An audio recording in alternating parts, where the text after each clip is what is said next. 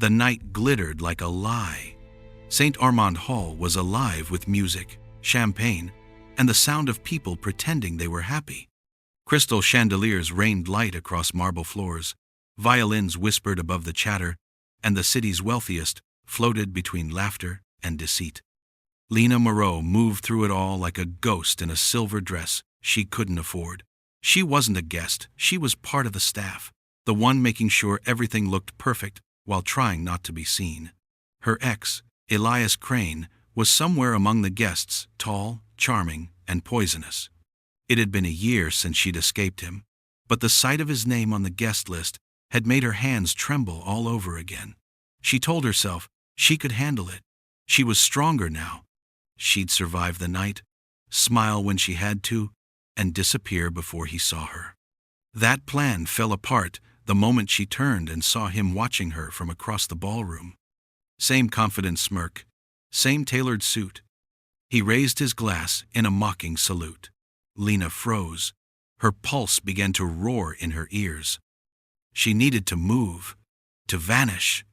But before she could, he started walking toward her. "Lena," Elias said, his voice smooth, practiced. "Didn't expect to see you serving drinks at my table." She clenched the tray in her hands. "It's not your table." "Oh, everything in this hall is mine tonight." His smile widened, predatory and proud. "But if you're here, maybe I should thank fate. It's good to see you've learned your place." Her throat tightened. The laughter of the guests around them blurred. He wanted a scene, wanted her to crumble. Then she saw him. Standing near the far end of the room, half in shadow, a man watching the chaos unfold. Tall, elegant, wearing a dark suit that looked older than fashion itself. His presence didn't blend in. It commanded the room without trying. When his eyes met hers, she felt it, that strange, impossible stillness. Elias stepped closer, whispering through his smile, "You're shaking. Still scared of me?" Lena's voice barely escaped her lips. "No." And then, desperate, impulsive, she turned toward the stranger and said the first thing that came to mind. "Could you act like we're together? My ex is watching." The man's expression didn't change. He studied her face for a heartbeat, then nodded once. He moved toward her with a quiet grace that silenced the noise around them. When he reached her, he slipped an arm around her waist, as if it had always belonged there. "Is there a problem?" His voice was low, smooth, an accent she couldn't place. Elias blinked, thrown off balance. "Who are you?" The man smiled faintly, but it never reached his eyes. "Someone she asked to dance." The orchestra seemed to swell at his words. Around them, guests turned to watch. Elias stammered something, but the stranger's gaze pinned him sharp, unflinching, ancient. "Walk away," the man said softly. Not loud, not threatening, yet final. And Elias did. Lena didn't breathe until he vanished into the crowd. When she looked up at the man beside her, the ballroom lights reflected in his eyes, not gold, not brown, but something closer to silver. Too bright, too still. "Thank you," she managed. "I didn't mean to." He interrupted gently. "You did what you had to." His hand slipped from her waist. Slow, deliberate. "Enjoy the rest of your evening, Miss Moreau." And before she could ask how he knew her name, he was gone. For the rest of the night, Lena Moreau tried to focus on her job, the trays, the glasses, the endless sea of smiles. But every time she crossed the ballroom, her mind returned to him. The man who had stepped between her and Elias like a shadow with purpose. The man who hadn't asked for her name because somehow, impossibly, he already knew it. It wasn't hard to ask around. In events like this, gossip traveled faster than light. She overheard fragments from waiters and guests alike. Adrian Voss came in late. Reclusive investor. Never attends these things, rumor says. He only appears when he has to. She found him again an hour later, standing alone near the marble balcony, the moonlight carving silver along his profile. He wasn't drinking. He wasn't talking. He was listening, to the hum of the crowd, to the rhythm of a world that didn't seem to touch him. Her instincts screamed to stay away. But gratitude and something else, something restless, pushed her closer. "Mr. Voss?" He turned his head slowly. "Miss Moreau." She blinked. "You really do know my name?" A faint smile. "You said it once, at the front desk, 2 weeks ago. You were arguing with the florist about lilies, if I recall." Her pulse skipped. He remembered that?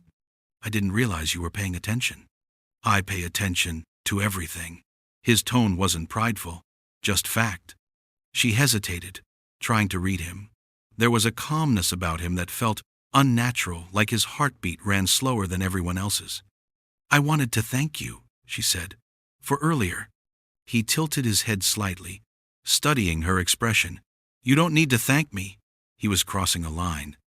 She exhaled, looking down. He always does. When she looked up again, she caught it the way his pupils narrowed in the light, almost feline. And then she noticed. No reflection in the glass behind him. None. Just her own face staring back from the moonlit window. Her voice faltered. Your reflection." He stepped closer, close enough for her to feel the chill in his breath. "Lena," he said quietly, "some truths are not meant to be seen in mirrors." The world seemed to narrow to just them, her heartbeat, his stillness. She took a small step back, whispering, "What are you?" His gaze softened. "Someone who shouldn't have said yes to your request." Her confusion deepened. "You mean pretending?" He nodded once. "Because now, everyone who saw us believes it, and they'll expect me to play the part." "Why?" she asked. "Because," he said, his voice lowering, "in this world, appearances have power, and tonight, you've tied yours to mine." A shiver ran through her. Then what happens next? He looked past her, toward the ballroom, where Elias was glaring from the far corner, plotting something unseen. "What happens next?" Adrian murmured. "Depends on whether you're ready to be protected or claimed." Her breath caught. "That sounds like a threat." He met her eyes unblinking, unreadable. "No, it's a promise." And just like that, the music swelled again. But the night no longer belonged to violins or laughter. It belonged to the quiet understanding between a woman who had been hunted and the predator who'd just decided to stand beside her. The next morning felt unreal, as if the night at St. Armand Hall had been a fever dream painted in silk and danger.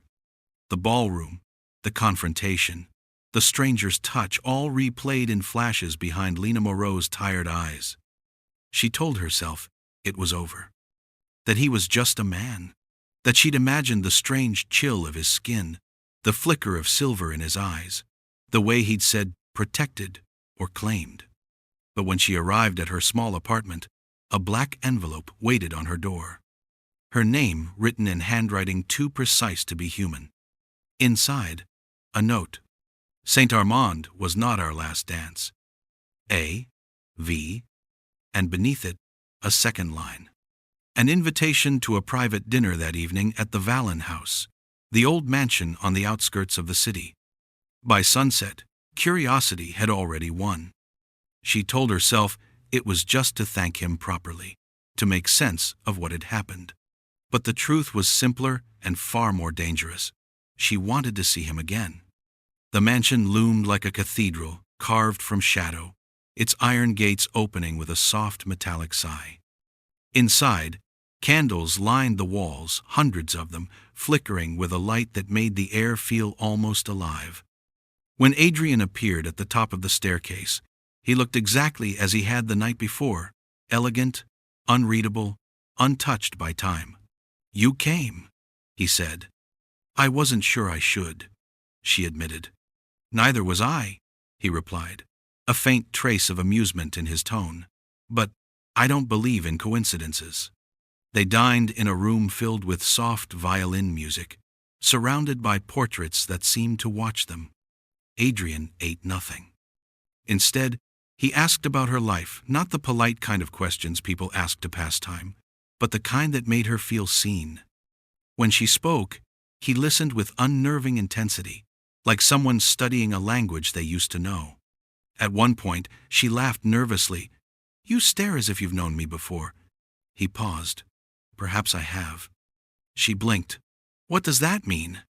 He didn't answer right away. Instead, he leaned forward, his eyes reflecting the candlelight like liquid silver. "Last night, when you asked me to pretend, something changed." "Changed? You think I saved you, Lena, but that's not what happened." Her pulse quickened. "Then what did happen?" He hesitated a long, deliberate silence. "When I touched you," he said quietly, "I felt warmth, real warmth. I haven't felt that in centuries." The words hung between them like forbidden truth. She stared at him, her mind rejecting and accepting it all at once. "Centuries," she repeated faintly. He nodded. "I told you I shouldn't have said yes to you that night." Her breath trembled. "You're saying you're—" "Yes," he said softly. "And now you understand why I can't let him near you again." "Elias?" Adrian's gaze darkened. "Men like him leave wounds that never heal. I've seen their kind for hundreds of years." "Then what are you going to do?" "Nothing," he said simply, "unless he touches you again." She stood, the chair scraping against marble. "This is insane. You're not—" Before she could finish, the candles flickered violently. Wind howled against the windows, though the air inside was still, and for the first time, she saw his reflection vanish completely. Just her, staring back at herself in the mirrored wall. "Believe what you wish," Adrian said calmly, "but you came here for the truth." Her voice shook. "Then tell me what you want from me." His answer was quiet, heavy, and impossible. "Nothing," he said, "except for you to stop pretending you aren't already part of my world." Outside, thunder rolled across the horizon, like the heartbeat of something ancient waking up. And Lena realized the night she thought had ended was only beginning. That night, sleep refused to come. Lena Moreau lay awake, the memory of Adrian Voss circling her mind like a ghost that wouldn't leave. Every word, every look replayed behind her eyelids, and every time she blinked, she swore she still felt the brush of his hand against her skin. By morning, the city looked the same, but she didn't feel the same. The first sign came when she passed by a mirror in her hallway. For a fraction of a second, her reflection hesitated, moved after she did. She froze. Then it blinked back into rhythm, as if nothing had happened. She laughed nervously. "No sleep, that's all it is." But when she pulled her sleeve up to wash her face, she saw it. A faint mark on her wrist, pale and silver, shaped like the crescent of a moon. It shimmered briefly, then disappeared when she touched it. At noon, she went to work, determined to act normal. Except she wasn't normal anymore. People moved differently around her, glancing her way, lowering their voices when she passed. The hum of conversation seemed sharper, louder, alive. She could hear heartbeats, smell perfume from across the room, feel the pulse of music through walls. By the time she reached the back corridor, she thought she was losing her mind. And that's when she saw him. Adrian was waiting near the exit, dressed in black, as if he'd known exactly when she'd appear. "You shouldn't be here," she said, half whisper, half plea. "I told you," he murmured. "Our worlds are linked now." Her eyes widened. "What did you do to me?" He looked almost pained. "You touched me, Lena. No mortal should be able to do that. But you did, and now, a part of what I am recognizes you." She stepped back. "Recognizes me?" "Yes," he said quietly, "as mine." Her heart slammed against her ribs. "I didn't ask for that." "I know." His tone softened. "Neither did I." He took a slow breath, as if weighing his words carefully. When a vampire accepts a mortal's plea, when he protects her with intent, a bond forms. It's old, rare, and it's supposed to fade by dawn, but ours didn't. Lena shook her head. "That's impossible." He smiled faintly. "So is everything about me." She stared at him, anger and fear warring inside her. "So what now?" You think I belong to you? His expression darkened. That's not what it means. Then, what does it mean, Adrian? He hesitated, voice barely above a whisper. It means that if you bleed, I feel it. If you're afraid, I know it. And if anyone tries to hurt you, they die before they touch you. The air between them thickened, too close, too charged, too real. Lena took a step forward, eyes searching his. And what if I don't want your protection? Adrian's gaze dropped to her wrist, to where the faint silver mark had begun to shimmer again. He touched it lightly, and she gasped as the air around them seemed to hum with electricity. Then you'll have to break the bond yourself, he said. How? He looked at her, and for the first time, she saw something like fear in his eyes. By making me let you go. Before she could answer, glass shattered behind them. A figure stepped out from the shadows of the hallway, Elias Crane, her ex, his face twisted with fury. So this is who you ran to, he spat. You think hiding behind a stranger makes you safe? Adrian didn't move. His voice was calm, almost cold.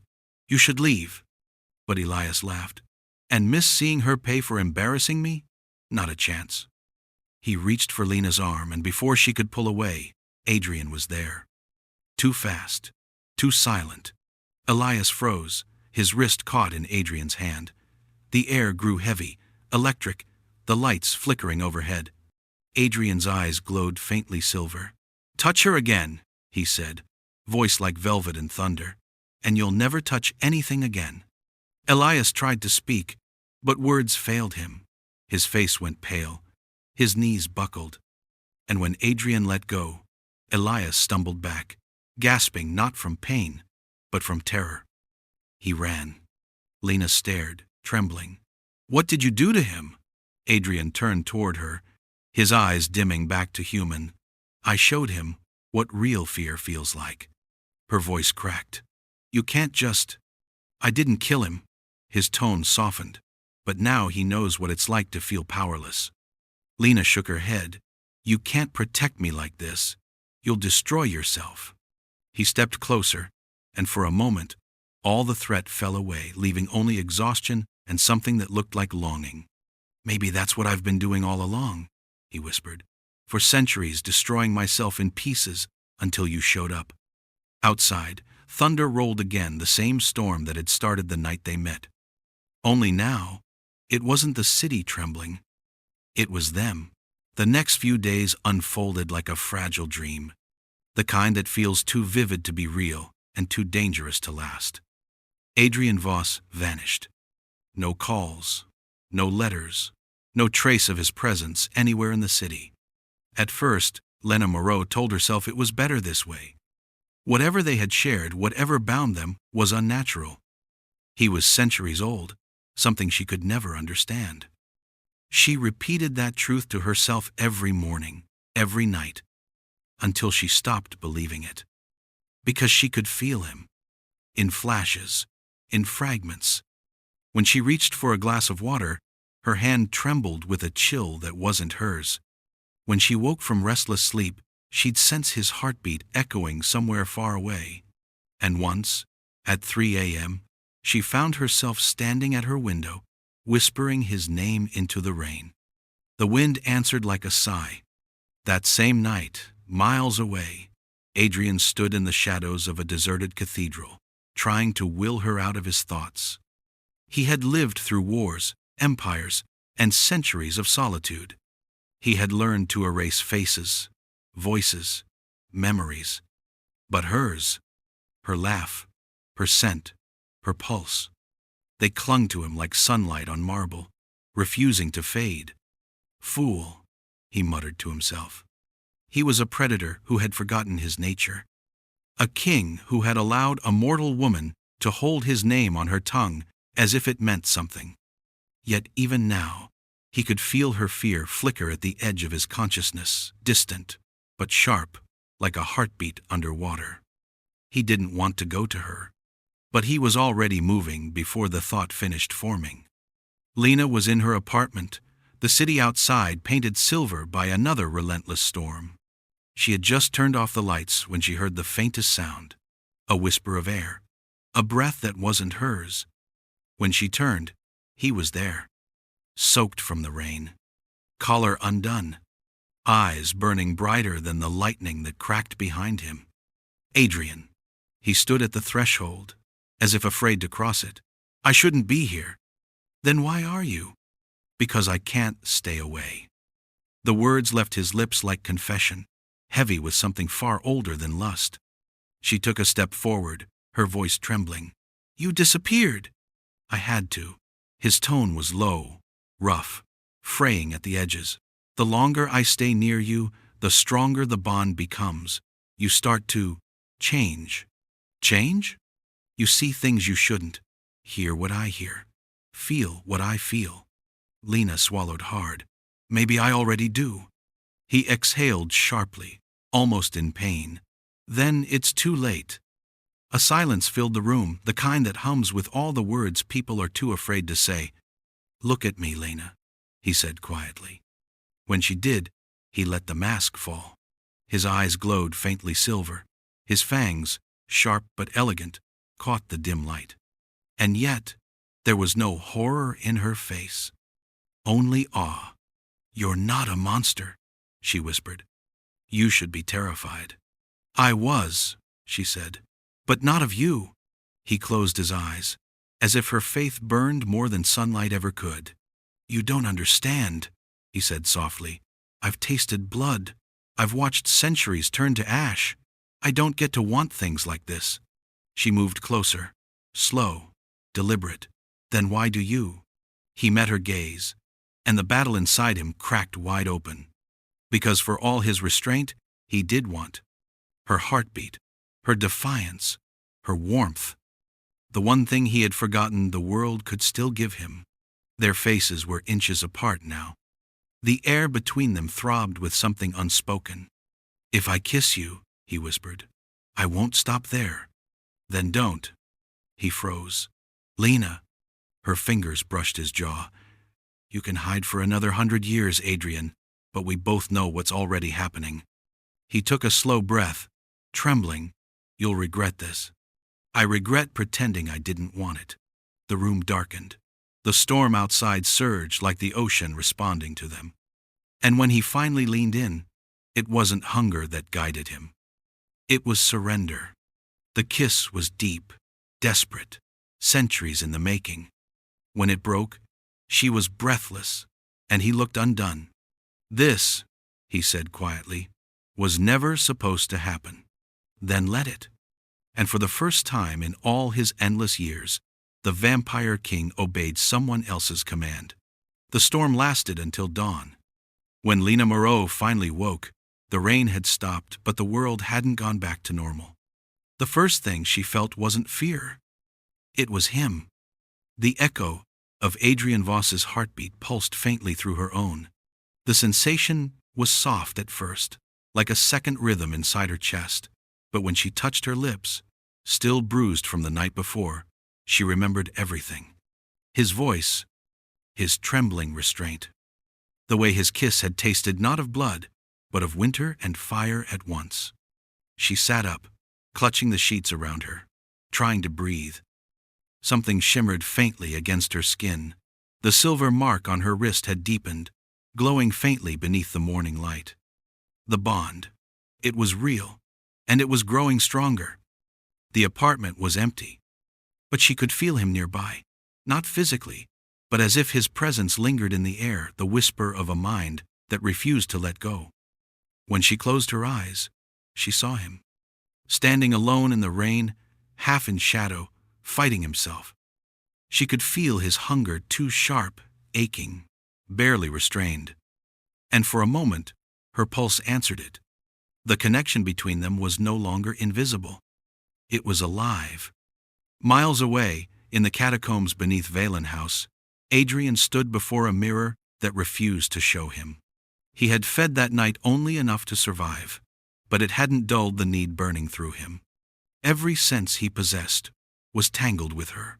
Her scent, her warmth, the echo of her heartbeat still thrumming in his chest. He'd gone centuries mastering control.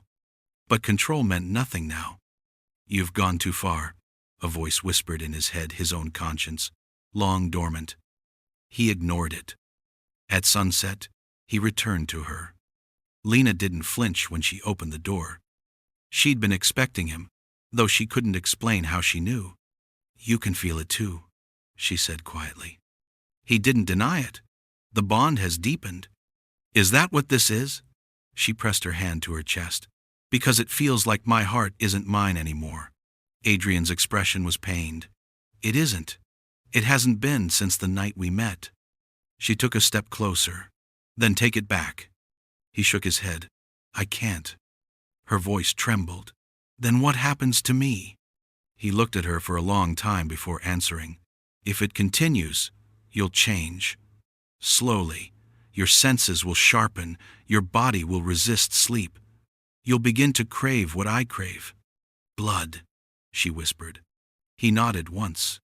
Lena swallowed hard. "And if it stops?" "I die," he said simply.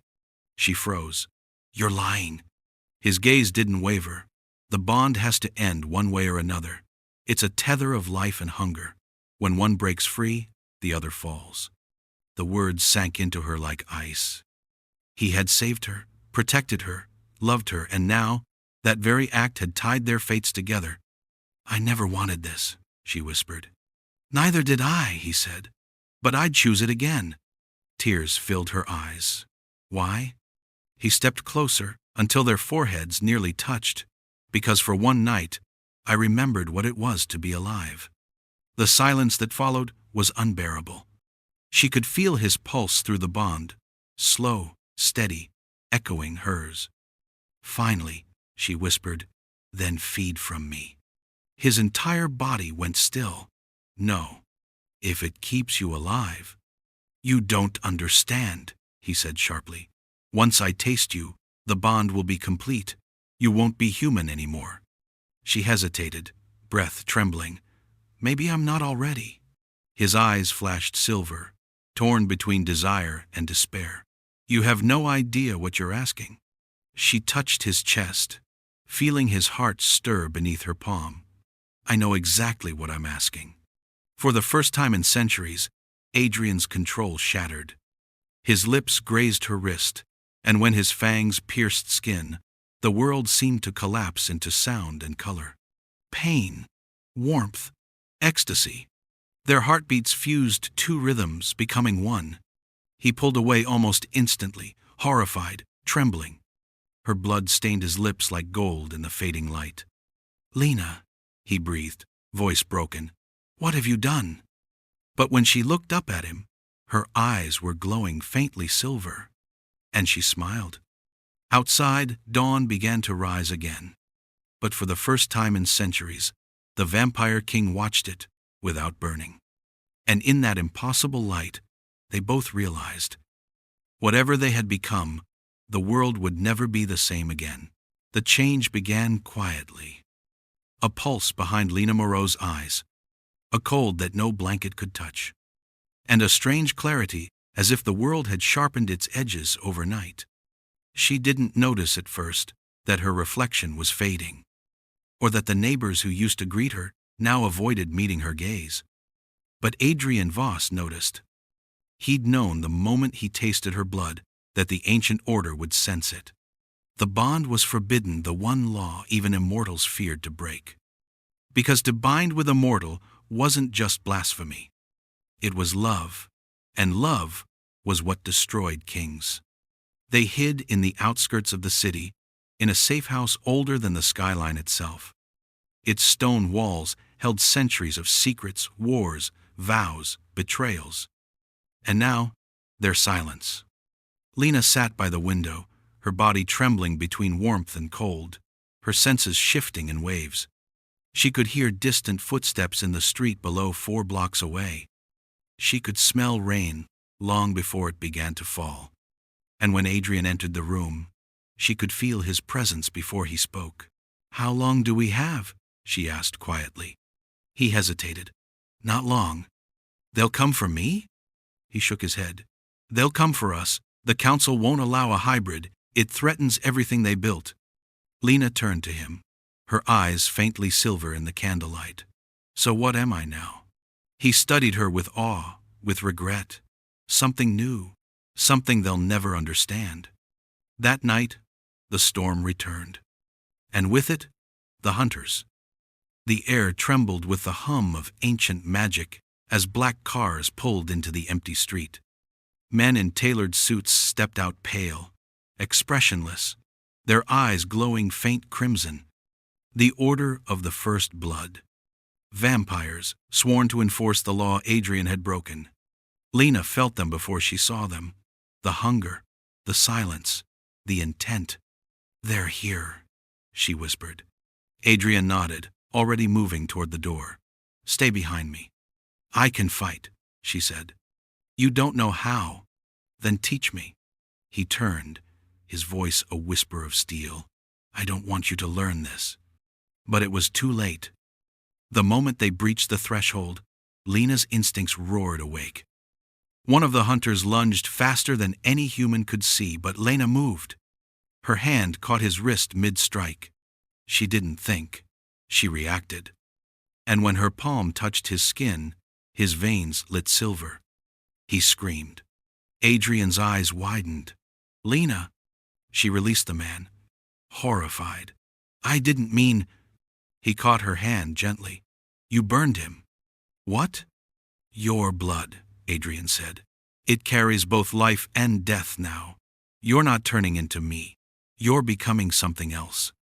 Outside, the remaining hunters circled the house. Adrian stepped forward, expression calm, almost regal. This is your final warning, he said.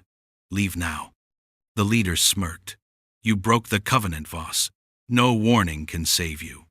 Adrian's eyes glowed like molten silver. I wasn't warning you.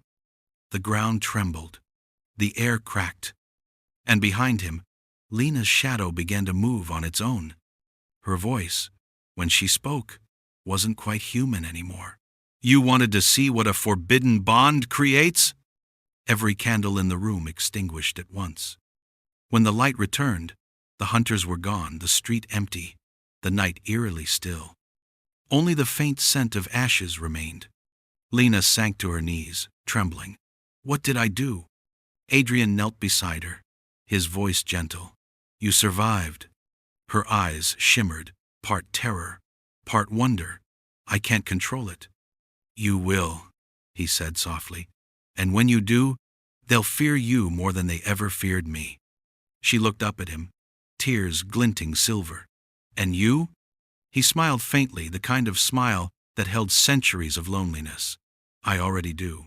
Far away, in the marble halls of the Vampire Council, an ancient figure rose from a throne of obsidian. Adrian Voss has broken the covenant, the voice echoed. Then let it be known, said another, cold and final. The King of Shadows must die, and the girl with him. The world above slept. But beneath it, in caverns carved before time began, the old ones gathered. Torches burned blue in the throne chamber of the Vampire Council, their flames refusing to die no matter how long the centuries passed. Around a stone table sat those who ruled the night, pale faces untouched by age, eyes like cut gems, voices that had witnessed empires crumble. At the head sat Arendor, the High Elder, his skin the color of bone and his expression colder still. Adrian Voss, he said, his voice echoing through the cavern, has violated the covenant. He has shared his blood with a mortal, creating an abomination that carries both light and shadow.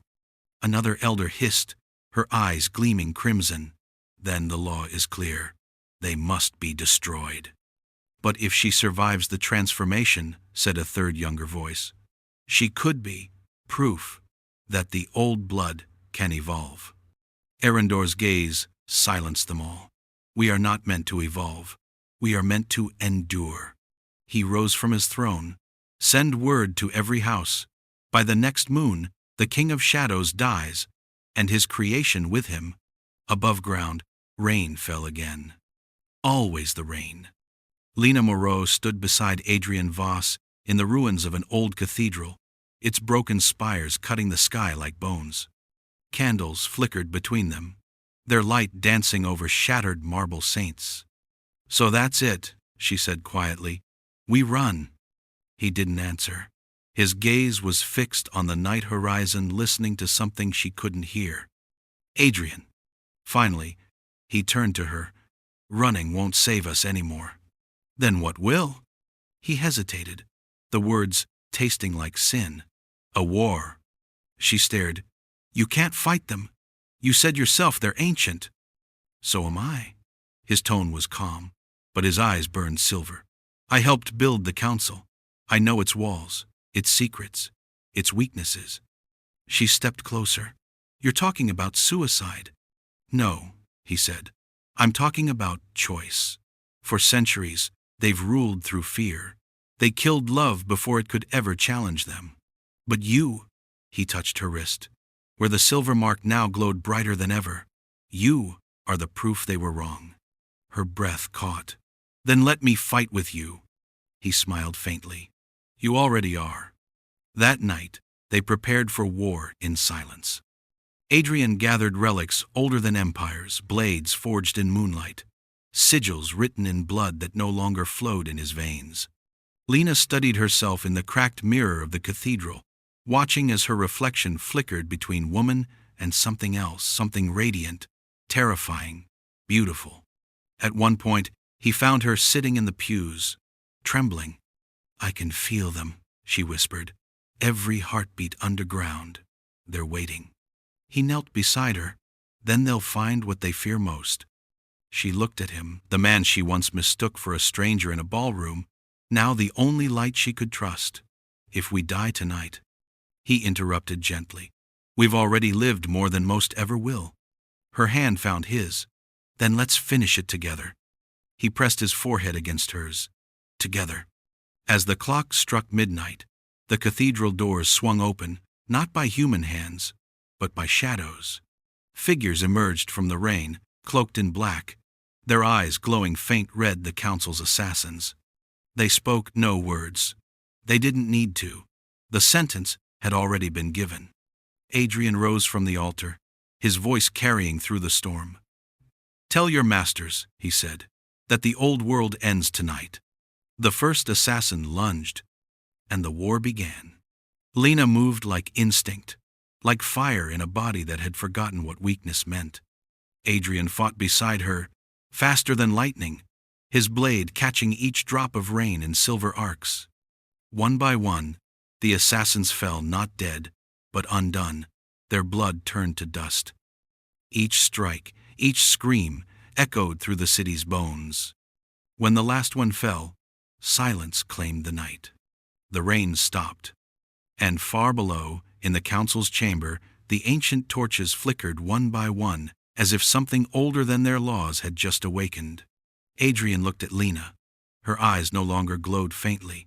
They shone. "You see?" she whispered, half in awe, half in terror. "They were wrong." He nodded slowly. "They were. But they'll come again." He took her hand, guiding it to his chest. "Then let them. Because for the first time in 1,000 years, I have something worth dying for." The rain that had covered the world for days finally stopped. In its place came a silence so deep that even the night seemed to hold its breath. Beneath that stillness, Adrian Voss and Lena Moreau walked side by side through the tunnels leading to the council's sanctum, where the oldest bloodlines waited, unbreakable, immortal, and afraid. Lena's hand brushed the cold stone wall, sparks of silver trailing under her fingertips. Every step she took awakened something ancient in the air, as if the shadows themselves were watching. "Once we cross this threshold," Adrian said softly, "there's no returning to who we were." Lena smiled faintly.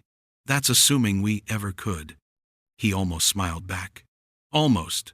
Stay behind me." "I won't," she whispered. "Not tonight."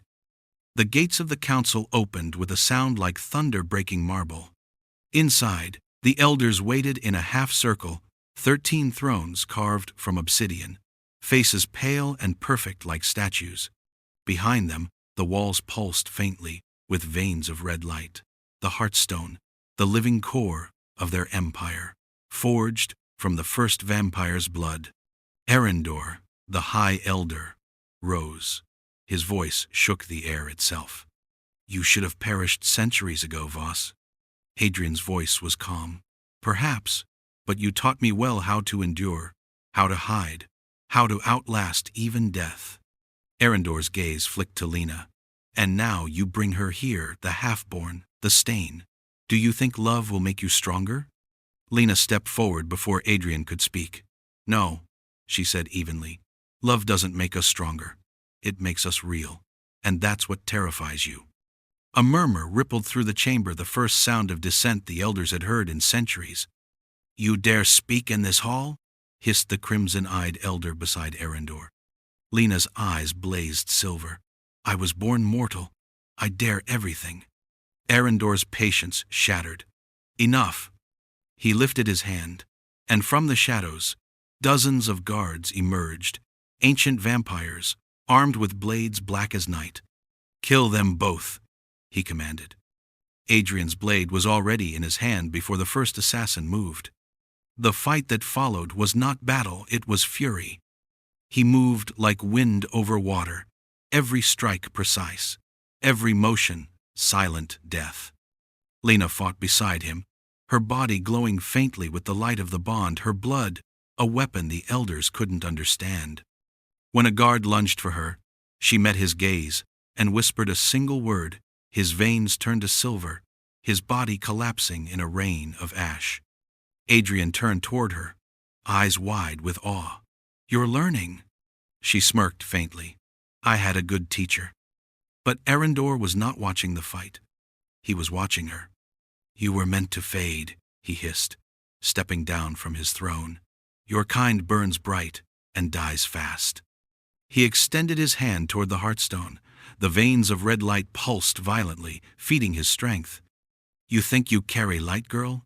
You are nothing but borrowed fire. Lena felt her pulse surge, the bond burning in her veins. Then let's see what happens when borrowed fire meets stolen darkness. She raised her hand, and the mark on her wrist flared, brighter than ever before. The heartstone trembled. Adrian felt it too, the old power awakening. Answering to her, Lena, stop, he shouted. It'll destroy you. She looked at him, calm and certain, or it'll destroy them. The heartstone cracked. A scream filled the chamber, not human, not mortal, the sound of centuries breaking. One by one, the elders began to fall, their immortality unraveling like smoke. The red veins in the walls turned silver. The ancient blood turned to light. Erendor staggered forward, eyes wide in disbelief. What are you? Lena's voice was soft, almost kind. The future. He lunged, but before he could reach her, Adrian was there. His blade pierced the High Elder's heart, and for the first time in his endless life, Erendor bled light. When it was over, silence returned.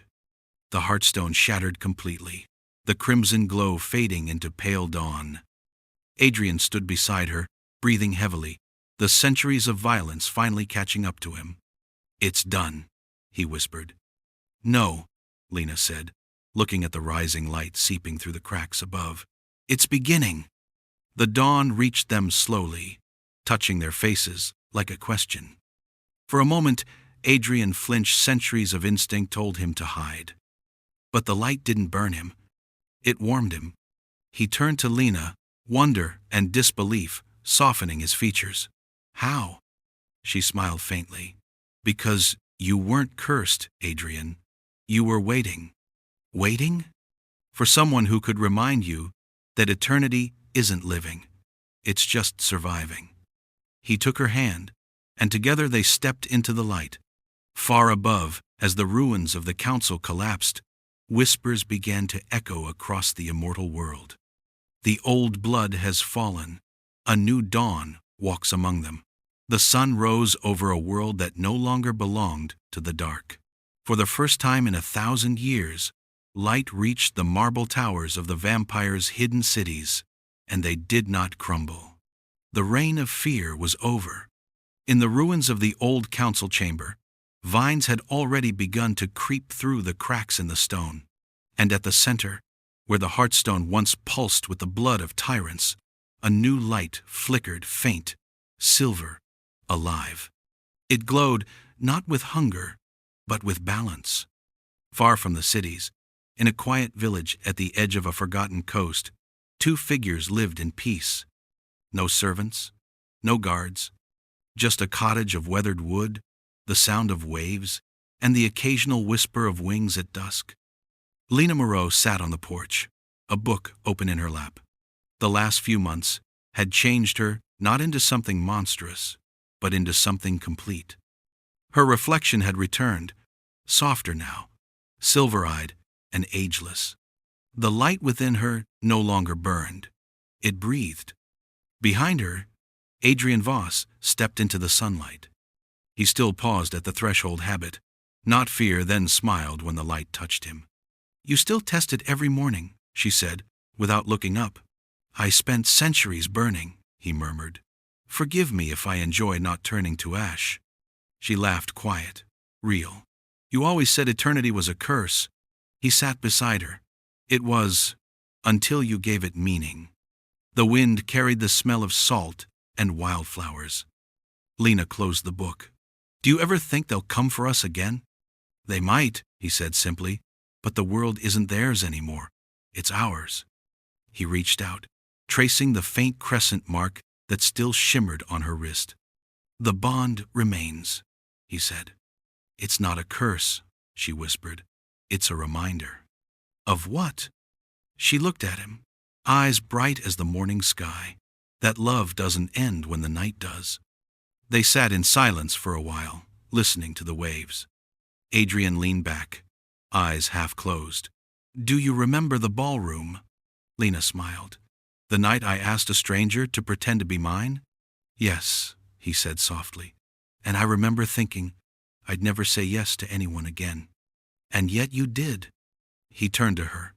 "And I never stopped." Years would pass.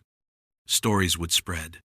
Some would say the Vampire King vanished with the dawn. Others would whisper of a woman with silver eyes who walked between life and death, healing what the night once destroyed. But those who truly knew the few immortals who dared speak of it told a different story. That love had rewritten the oldest law, that the curse of eternity had been broken not by blood, but by a heartbeat shared between two souls who refused to obey the dark. In the end, legends would remember their names: Adrian Voss, the last Vampire King; Lena Moreau, the mortal who turned his curse into light. And somewhere beyond the reach of myth and memory, their laughter would still echo through the waves. A promise that, even in a world built on shadows, love would always find a way to rise with the dawn